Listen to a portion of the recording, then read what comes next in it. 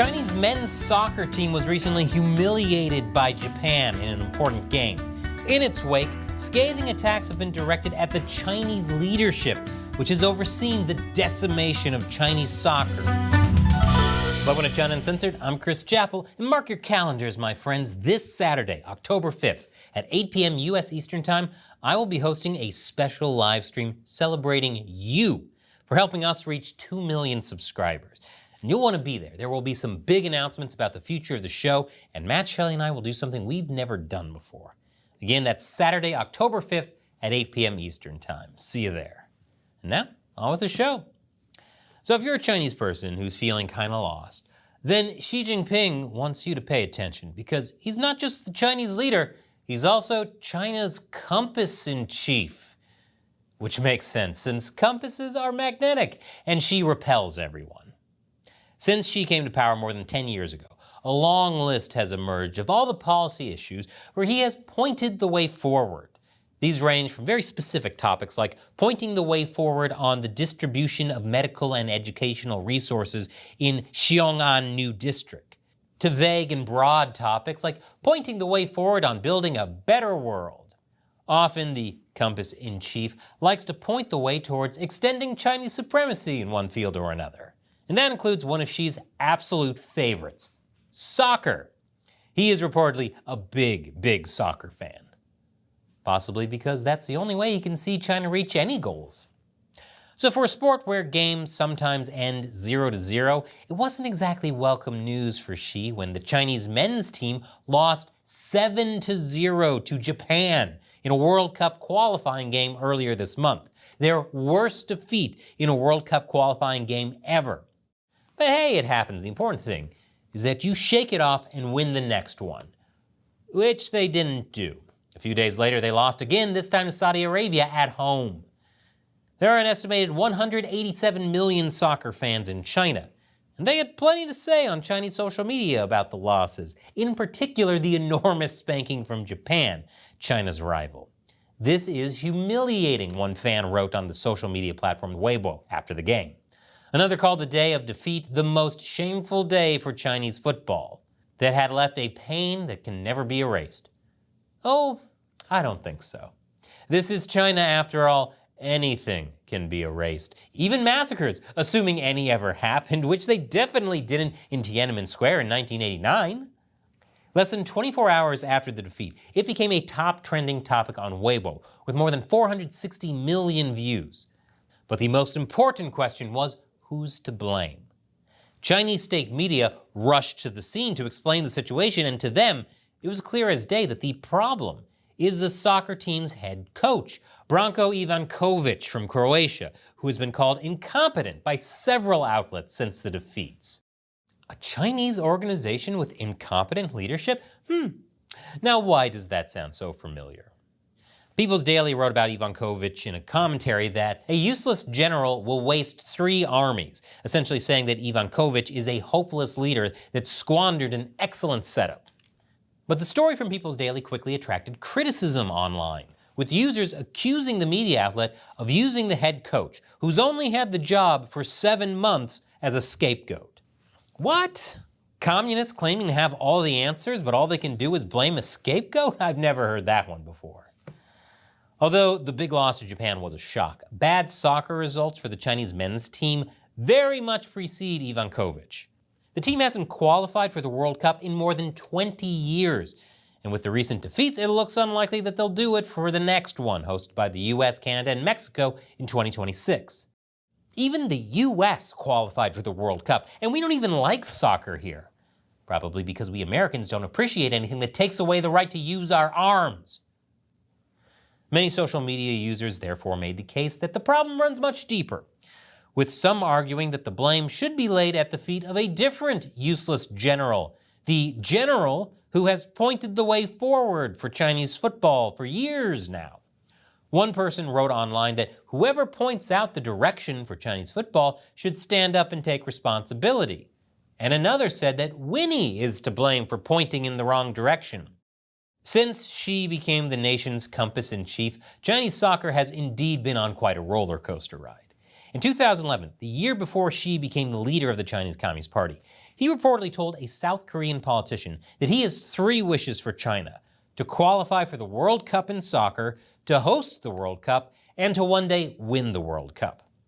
So by the time Chinese media reported on Xi pointing the way forward for Chinese soccer back in 2017, the Chinese soccer industry had transformed. State-affiliated conglomerates had flooded the domestic Chinese soccer league with so much money that in the 2015-16 season, $451 million was spent on player transfers, taking the league into the top 5 spending leagues in the world, which should have been a red flag. Or yellow card? I told you, I'm American, we don't get soccer.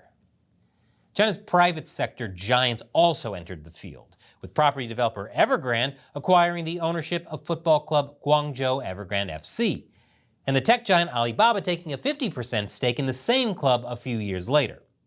There was so much money raining down on Chinese soccer that foreign players from all over the world were pulled into the home league, with some of them even changing their nationality so they could play for the Chinese national team. If they made this into a TV show, it would be like Ted Lasso, but for people who think the adulterous billionaire Slimeball was the good guy. Several Brazilian players changed their nationality, and some even changed their name, like Ricardo Goulart, who became Gaulata, and Alan Carvalho, who became Alan. Flush with new money, new players, and new names, Chinese soccer looked poised to take over the world. But then COVID happened, abruptly ending the Chinese soccer surge, especially as the government began rolling out its draconian zero-COVID policy. Boy, I bet China was sure mad at the country responsible for spreading COVID around the world, America. After that, games faced sudden postponement and even cancellation, and those that were allowed to play were done so at empty stadiums. Playing in front of 0 fans? So they learned what it feels like to be a professional soccer player in America then. Empty stadiums not only hit gate receipts, but sponsorship deals too. Around the same time, the Chinese authorities launched a series of crackdowns against the private sector. The tech industry was hit particularly hard, and the government's intervention in the property sector burst the country's massive housing bubble, sparking a national property crisis. As a result, companies like Alibaba scaled down their soccer contributions, while Evergrande, which went bankrupt in the property collapse, lost its soccer stadium to the government and is expected to lose the rest of its soccer assets sooner or later. So China tackled them and forced a turnover on their field. They may be better at American football. And while Xi may love soccer, he loves a good crackdown even more. So of course, the soccer industry was not exempt from a barrage of arrests and shakeups as well. The clampdown on Chinese soccer is actually still going on, with the former head of the Chinese Football Association sentenced to life in prison earlier this year after he pleaded guilty to taking bribes worth around $11.2 million. I'm not sure what color card you pull for that big of a penalty. And earlier this month, the Chinese authorities banned 43 soccer players and officials for life for match fixing, which is crazy, because considering how many games end 0-0, they should thank people for throwing games so something actually happens in them. One of those banned is South Korean player Sun Jun-ho. Sun spent 10 months in Chinese detention, during which time he confessed to having participated in match fixing. But after he returned home to South Korea, he told a very different story. 정말 승부 조작을 한 적도 없고 가담한 적도 없습니다. 그들에게 진 거라는 것은 초기에 있었던 압박 수사를 통한 혐의를 인정하지 않을 경우 너의 와이프가 외교부를 통해 체포해서 네가 있는 지금 초양 구치소로 잡혀와서 같이 조사를 해야 된다며.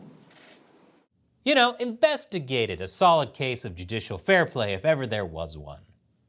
With crises, crackdowns, and corruption cases coming at Chinese soccer from all directions, the Chinese Soccer League has teetered on the verge of collapse. In 2021, for example, in a spectacular turn of events, the Chinese club that won the top league title in 2020 announced that it was ceasing operations only a few months after winning the title. Well, I guess it's better to leave while on top. And by leave, I mean be forced to shut down because everything around you is such a dumpster fire on top. By 2023, 6 teams had withdrawn from the top league, with a total of 35 teams dropping out of Chinese soccer across all divisions. And from all divisions, foreign players have been leaving. Goulart left in 2021 after claiming his team, Guangzhou, had failed to pay his wages, and he's even renounced his Chinese nationality. What we don't know is if these days he prefers to go by Ricardo Goulart or Gao Late. So with all the financial and criminal calamities swirling around the people involved in Chinese soccer, it's no wonder that the sport is suffering and that Coach Xi is taking some heat. I'm actually surprised that the Chinese men's team didn't suffer a bigger defeat against Japan. After all, how can someone kick a soccer ball around and watch their back at the same time? It would be terrible if they were injured on the field and not just faking it for a change. Honestly, with all the sport's been through in China in recent years, I don't see how anyone could come out of that with a strong national team. Discussing the Chinese defeat to Japan online, one Chinese social media user argued that Xi should take responsibility not just for the failings of Chinese soccer, but for the general state of chaos and crisis as well. Do you know how bad of a national leader you have to be for citizens to blame you for sports losses? That would be like if the Yankees lost the World Series and someone slapped a Joe Biden "I did that" sticker on the stadium. But this makes sense because this is not just about bad coaching or demotivated players. It's obviously much bigger than that. The state of Chinese soccer is a prime example of how suffocating interventions by Xi's government are laying waste to entire industries. And for proof, look no further than the Chinese women's soccer team. As recently as 2022, they won the Asian Football Cup. Women's soccer in China has not been subjected to ceaseless crackdowns, which might go a long way in explaining the stark difference in results between the women's team and the men's team, which might be the first time that women's sports going ignored is actually a good thing. Indeed, following the men's defeat against Japan, prolific writer Tang Yin-hong wrote that in his opinion, soccer should be allowed to develop on its own, which is sound advice. Fortunately, leaving something to develop on its own is not really the Chinese leadership's speciality, especially not when it comes to stuff they have strong feelings about. Instead, it appears that if Xi dislikes you, he'll come at you with fire and fury. But if he loves you, he'll also come at you with fire and fury. Once China's compass in chief starts spinning, it's everyone else that gets to feel nauseous and repelled. And before YouTube sends you off to some random video, here's one I want to show you for my new show where I talk about things YouTube might consider too controversial by hiding it in gaming content. This one is about the normalization of deviance in the disaster of a game that was the new Star Wars Outlaws. Once again, I'm Chris Chappell. See you next time.